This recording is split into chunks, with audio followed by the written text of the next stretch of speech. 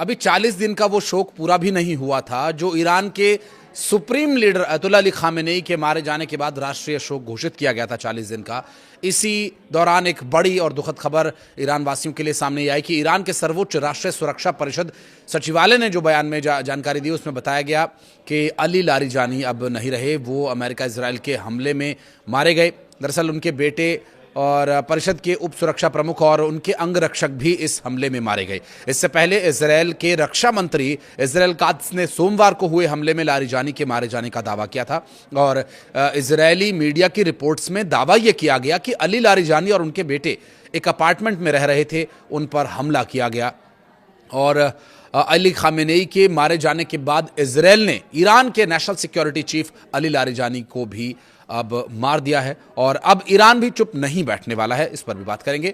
नमस्कार, मैं हूं आशीष त्रिपाठी आपके साथ और इस वक्त एक परिस्थिति कुछ इस तरह से बनी हुई है कि डोनाल्ड ट्रंप अपनी बातों को लेकर के चर्चा में है कि जो बयान उन्होंने दिए उन बयानों से यह प्रतीत हो रहा है कि ये युद्ध अब उन्हें भारी पड़ता नजर आ रहा है। लेकिन अली लारिजानी के मारे जाने के बाद क्या उनकी बातें, उनकी तकलीफें अब और बढ़ने वाली हैं? क्योंकि एक अमेरिका में भी जो परिस्थितियां हैं वो बहुत कोई अमेरिका के या प्रेसिडेंट ट्रंप के हित में नहीं है, क्योंकि उनके देश के ही लोग इस बात का विरोध कर रहे हैं कि ईरान पर युद्ध क्यों थोपा गया, ईरान से आखिर क्या दुश्मनी निकाली जा रही है और ईरान से समस्या क्या थी। ईरान तो अमेरिका के लिए कोई खतरा भी नहीं है।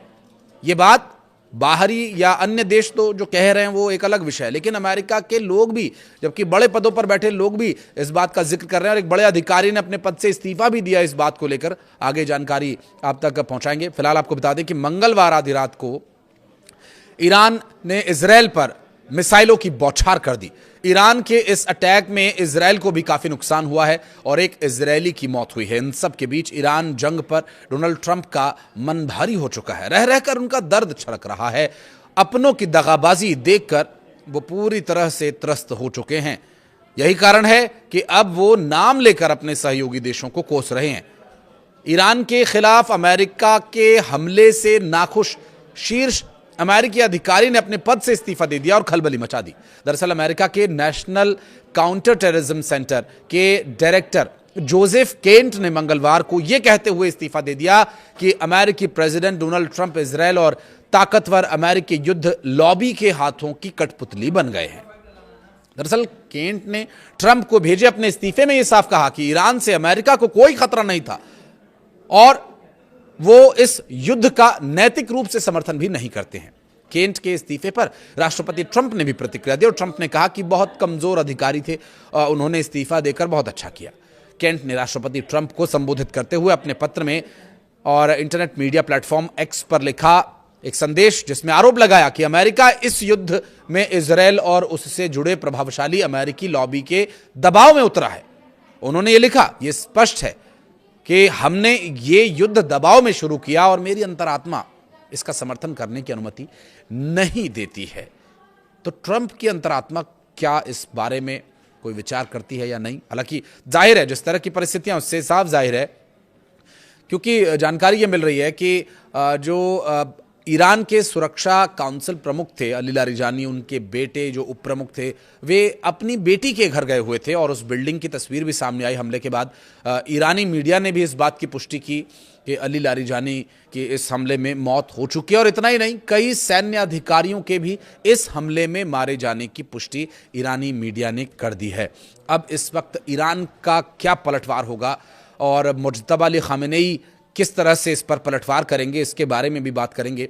चूंकि बीती रात ही ईरान ने यह दिखा दिया कि वो आगे भी इसी तरह से युद्ध जारी रखने वाला है, क्योंकि जिस तरह इजरायल या अमेरिका की तरफ से हो रहे हमले ईरान को नुकसान पहुंचा रहे हैं, उसका जवाब तो भरसक दिया ही जाएगा। दरअसल अमेरिकी प्रेसिडेंट डोनाल्ड ट्रंप नाटो देशों से भी नाराज चल रहे हैं। नाराजगी की वजह है कि जो ईरान के साथ वो जंग में उतर आए हैं उसका कोई समर्थन नहीं कर रहा है।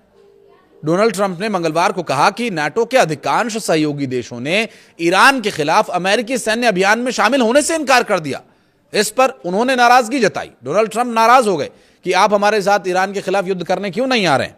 देखिए, ईरान के साथ युद्ध करने के लिए आपके सहयोगी देश तो तब आएंगे जब आपके ही देश में आपके ही समर्थक, आपके ही नियुक्त किए हुए अधिकारी आपका कम से कम इसमें साथ दें। और नाराजगी जताते हुए डोनाल्ड ट्रंप ये कह रहे हैं कि अमेरिका को किसी बाहरी समर्थन की जरूरत नहीं, जैसे खींच हो जाती है। अगर आप किसी से कोई एक्सपेक्टेशन करते हैं और वो एक्सपेक्टेशन पूरी ना हो तो खींच में नहीं होता है कि आप बोल देते हैं कि नहीं नहीं हमें तुम्हारी जरूरत नहीं है, तुम जाओ। तो उसी तरह से खींच करके, फ्रस्ट्रेट होकर के लगभग डोनाल्ड ट्रंप की यह प्रतिक्रिया सामने आई है। उनका कहना है कि हमें किसी बाहरी की जरूरत नहीं है, जबकि हकीकत यह है कि अमेरिका ने खुद नाटो ही नहीं बल्कि चीन समेत कई देशों से ईरान के साथ जंग में उतरने की मांग की थी, बात की थी, होर्मुज में उतरने की अपील की थी। उनका यह कहना था कि आइए होर्मुज में अपने अपने तेल टैंकर्स की रक्षा कीजिए और सहयोग कीजिए अमेरिका के साथ जुड़कर, क्योंकि अमेरिका होर्मुज स्ट्रेट में अब कुछ कर नहीं पा रहा है, उसकी वहाँ पर स्थिति न्यूट्रल हो चुकी है और ईरान के आगे उसकी एक नहीं चल रही है। और ये रास्ता भी देखिए अंतर्राष्ट्रीय स्तर पर इतना महत्वपूर्ण है जहाँ से बहुत बड़े क्षेत्र में ऊर्जा की सप्लाई, यानी जो फ्यूल है, चाहे वो कच्चा तेल हो या फिर गैस हो, ये सभी इसी क्षेत्र से होकर के आगे अन्य देशों, अन्य कॉन्टिनेंट्स तक जाता है। ऐसे में डोनाल्ड ट्रंप ने एक बयान में ये बात कही कि उनका जो दर्द है वो इस बारे में भी रहा, क्योंकि बातों से ही साफ हो जाता है ना। वो एक तरफ कह रहे हैं कि हमारे साथ कोई आ नहीं रहे नाटो देश, तो फिर उसके बाद वो ये कह रहे हैं कि नहीं नहीं जाइए आप, हमें बाहरी किसी की जरूरत नहीं है। तो जाहिर है वो पूरी तरह से झुंझुलाए हुए हैं इस वक्त। और नाटो देश ईरान के खिलाफ अमेरिकी सैन्य अभियान में शामिल क्यों नहीं हो रहे हैं, इस बारे में बार बार वो बात कर रहे थे। और डोनाल्ड ट्रंप के बयान में भी आ गया कि उनका ये कहना है कि हमें ज्यादातर नाटो सहयोगियों ने ये बताया कि वे ईरान के आतंकी शासन के खिलाफ हमारे सैन्य अभियान में शामिल नहीं होना चाहते। हालांकि उन्होंने ये भी कहा कि लगभग सभी देश इस बात से सहमत हैं कि ईरान को किसी भी स्थिति में परमाणु हथियार हासिल नहीं करने दिया जाना चाहिए। क्या डोनाल्ड ट्रंप ये भूल गए हैं कि ईरान ने स्पष्ट कर दिया था कि हम हथियार बनाएंगे, लेकिन ऐसा तो नहीं था कि ईरान ने परमाणु हथियार बना लिया था और वो किसी पर हमले की तैयारी में था।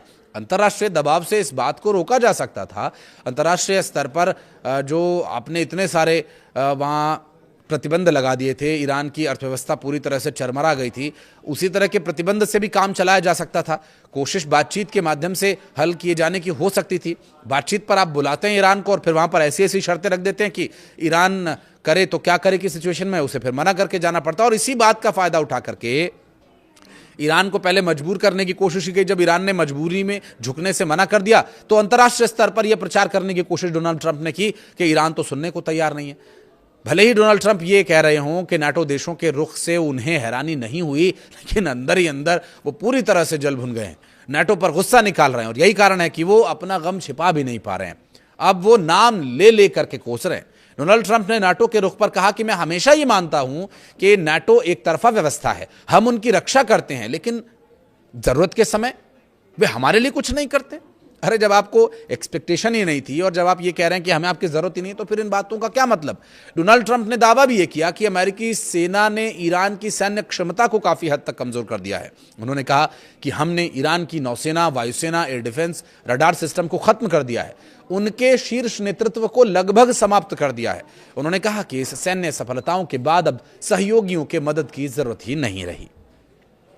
उन्होंने ये भी कहा कि हम अब नाटो देशों की सहायता न तो चाहते हैं और ना ही उनकी हमें जरूरत है। लेकिन क्या अब भी नाटो के प्रति उनका रुख सकारात्मक रहेगा?